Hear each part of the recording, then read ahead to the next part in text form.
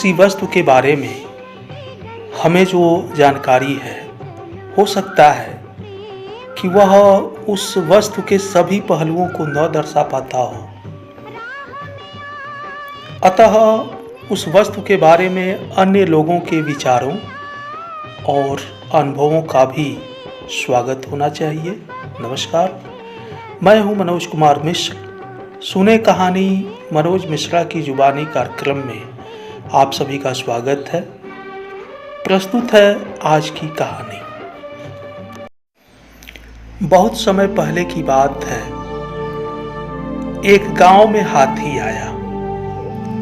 उस गांव में 6 अंधे व्यक्ति भी रहते थे।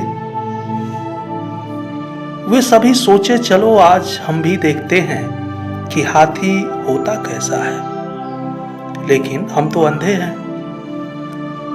उन्होंने मिलकर विचार किया कि हम छूकर महसूस करेंगे कि हाथी कैसा होता है।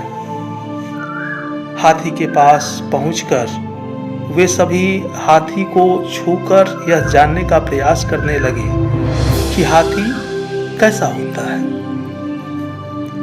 जब सभी ने हाथी को छू लिया तो अब एक साथ घर की ओर जाते हुए आपस में अपने अनुभव साझा करने लगे। एक ने कहा, आज मैंने जाना है कि हाथी एक खंभे की तरह होता है। इसने हाथी के पैर को छुआ था। दूसरे ने कहा, नहीं नहीं, मैंने अपने हाथों से उसे छू कर जाना है कि हाथी तो एक दीवार की तरह होता है। इसने हाथी के पेट को छुआ था।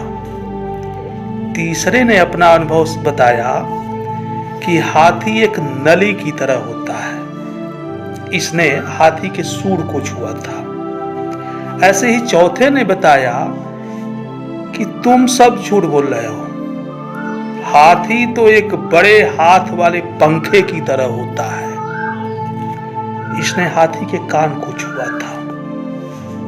पांचवा जो हाथी के पूंछ को छुआ था, उसने कहा कि हाथी एक मोटी रस्सी की तरह होता है। कुछ देर बाद उनकी बातचीत बहस के रूप में बदल गई। कोई किसी की बात सुनने को तैयार नहीं था। सभी खुद को सही सिद्ध करने में लगे हुए थे और अब उनकी बहस मारपीट में बदलने वाली थी। तभी एक ज्ञानी पुरुष उस रास्ते गुजर रहे थे, जो उनकी बहस को सुनकर उन सभी को रोक करके कहा